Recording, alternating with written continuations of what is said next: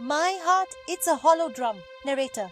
Dust swirled, like the memories of Matimba's laughter, now just echoes in the wind. Maria watched from afar, hidden by the mango tree, her heart heavy with unspoken words. He was a vision in white, his bride a shimmer of city silk, a stark contrast to the simplicity of village life. The wedding guests danced, oblivious to her pain. Their laughter a cruel reminder of what she had lost. Each beat a hammer blow to her soul. She remembered Matimba's promises, each one now a broken shard. Whispered under the orange sunset, promises of forever that now felt like lies. Now he held another's hand, a hand that wasn't hers. His eyes, once filled with her reflection, now looked at another with the same intensity. A city girl with skin like honey and laughter like wind chimes had taken her place. I can't watch this anymore. It's too much to bear. Maria turned away, her heart shattering with each step. Her village, once a haven, now felt like a cage, its familiar paths now suffocating. Everywhere she looked, she saw Matimba's face, a haunting reminder of what could have been. In the reflection of the well, in the sway of the palm trees, in the smiles of children playing, his presence was everywhere. She couldn't escape it. She ran, past the cassava field, past the gossiping women at the well, past the familiar paths of her childhood, trying to outrun the memories. Ran until her lungs burned and her legs ached, until she could run no more. Ran until she collapsed, tears mingling with the red earth. Her sobs the only sound in the stillness of the night. She cried for the love she lost, for the promises broken, and for the heart that would never be whole again. She looked up at the sky, seeking solace in the stars, hoping that somewhere, somehow, she would find the strength to move on. As dawn broke, the first light of a new day touched her face, a gentle reminder that life goes on, even when hearts are broken. Maria stood up, determination in her eyes. She knew it wouldn't be easy, but she would find a way to heal, to rebuild, to live again. With each step she walked towards a new horizon, a new journey, leaving behind the shadows of her past. The sun rose over the fields, casting a warm glow, symbolizing hope and new beginnings. Maria knew that one day her heart would beat with joy again.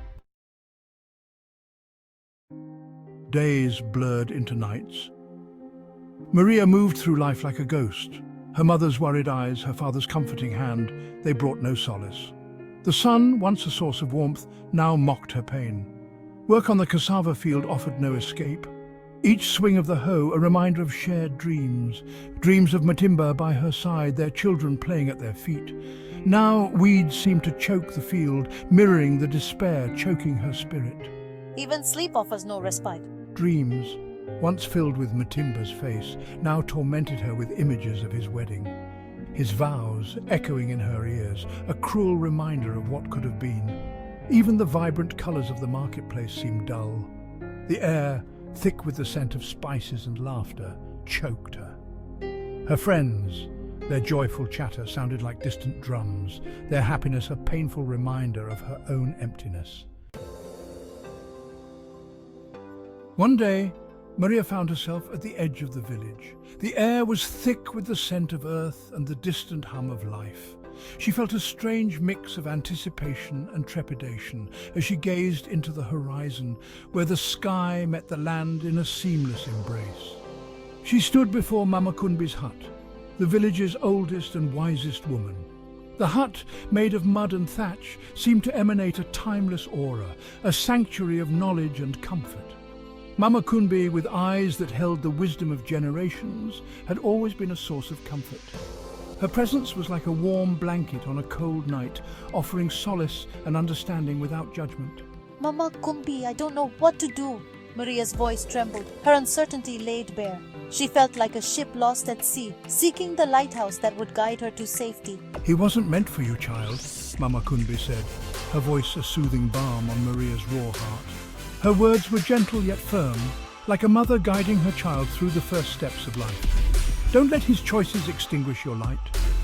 Those words resonated deeply within Maria, igniting a spark of resilience she had forgotten she possessed. Mama Kunbi spoke of resilience, of finding strength within. She shared stories of women who had faced insurmountable odds and emerged stronger, their spirits unbroken. She reminded Maria of her forgotten passions, her love for weaving, her talent for storytelling, the joy she found in creating something beautiful with her hands, the spark in her eyes when she danced. Dancing had always been her escape, a way to express the emotion she couldn't put into words. I had forgotten. I used to love those things. Maria's voice was soft, tinged with a mix of nostalgia and regret. She realized how much she had lost herself in the shadows of her past. A seed of hope, dormant for so long, began to sprout in Maria's heart. It was a fragile thing, but it held the promise of new beginnings. Mama Kunbi's words were a lifeline, pulling her from the depths of despair.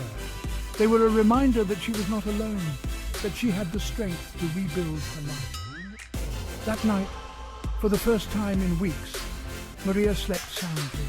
Her dreams were filled with visions of a future where she was whole again, where her heart was mended and her spirit free. The sun, rising over the horizon, seemed to hold a promise. It was a new dawn, a chance to start afresh, to embrace the possibilities that lay ahead. A promise of healing, of rediscovering herself, of a future painted in colours brighter than her pain. Maria knew it wouldn't be easy, but with Mama Kunbi's wisdom and her own newfound strength, she felt ready to face whatever came her way. As she walked towards the horizon, Maria felt a sense of peace. She was no longer the broken woman who had stood at the edge of the village. She was a woman reborn, ready to embrace the new dawn with open arms. The village, with its bustling life and supportive community, seemed to echo her transformation. It was a place where she could heal, grow, and rediscover the joys of life. Maria found joy in the simple pleasures once more. She began weaving again, each thread a testament to her resilience and newfound hope. Her stories, once silenced by pain, flowed freely, touching the hearts of those who listened. She danced with the children of the village, her laughter a melody of healing. In their eyes, she saw reflections of her own journey, a reminder that every end is a new beginning. As the sun set over the village, Maria felt a deep sense of gratitude. She had found her way back to herself, and with each passing day, the seed of hope within her grew stronger, nourished by the love and wisdom of those around her. With newfound determination, Maria sought out Amina, the village potter. Amina, with her hands that moulded clay into art, welcomed Maria with open arms. As I learned to shape the earth, I felt a sense of purpose returning. She also reconnected with old Ease, the village teacher. Old Ease, with his gentle smile and a heart brimming with stories, had always encouraged Maria's thirst for knowledge. He offered to teach me under the shade of the Baobao tree, sharing tales of history, of distant lands, of women who had risen above their challenges. Amina and old Ease, two unlikely mentors, became Maria's pillars of strength. They saw the flicker of spirit beneath her sadness, nurturing it with their wisdom and kindness. They became her confidants, her cheerleaders, her anchors in the storm. Market day arrived, a riot of colours and sounds. The air was filled with the chatter of vendors, the laughter of children, and the enticing aroma of street food. It was a day that brought the entire village together, a day of commerce, community and celebration. In the past, Maria had looked forward to this day, a chance to catch Mutimba's eye. She would dress in her finest clothes, her heart fluttering with the hope of a shared glance, a fleeting smile. The market was her stage, and she was the performer, eager for his attention. Now it filled her with trepidation. The thought of seeing him again, of facing the memories they shared, was almost too much to bear. Her heart raced, not with excitement, but with anxiety.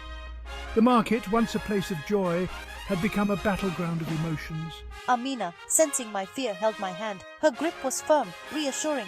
"You are stronger than you think," she said, her voice a soothing balm to my frayed nerves. "Remember why you are here. This is your moment." "Show them your strength, Maria," she whispered. "Let your spirit shine." Amina's words echoed in her mind, a mantra of courage and resilience. She took a deep breath, feeling the weight of her fears lift, replaced by a newfound determination. With a deep breath, Maria set up her stall. Each item she placed was a testament to her journey, her struggles and her triumphs. The pottery, crafted with care and precision, told a story of resilience and rebirth. She displayed her pottery, each piece imbued with her newfound strength. The vibrant colours and intricate designs were a reflection of her inner transformation, a symbol of the woman she was becoming. As villagers admired my work, a sense of accomplishment washed over me. Their compliments and smiles were validation of my efforts, a reminder that I was on the right path. I felt a surge of pride, knowing that I had created something beautiful and meaningful. Then she saw him, Matimba, standing across the bustling market. He was just as she remembered, yet different. There was a distance in his eyes, a shadow of the past that lingered between them. Their eyes met, and for a moment the old pain threatened to engulf her. Memories of their time together, the laughter, the tears, all came rushing back. But she stood her ground, refusing to be overwhelmed by the past. But then she saw the flicker of surprise in his eyes, recognition of the woman she was becoming. It was a moment of silent acknowledgement, a realization that she had changed, grown stronger, more confident. I smiled, not a smile of forgiveness, but a smile of triumph. He had made his choice, and I was making mine. It was a smile that spoke of independence, of a future unbound by the past, a choice to heal, to grow, to embrace the woman I was destined to be. I felt a sense of liberation, a freedom that came from within. This was my journey, my story, and I was ready to write the next chapter with courage and grace.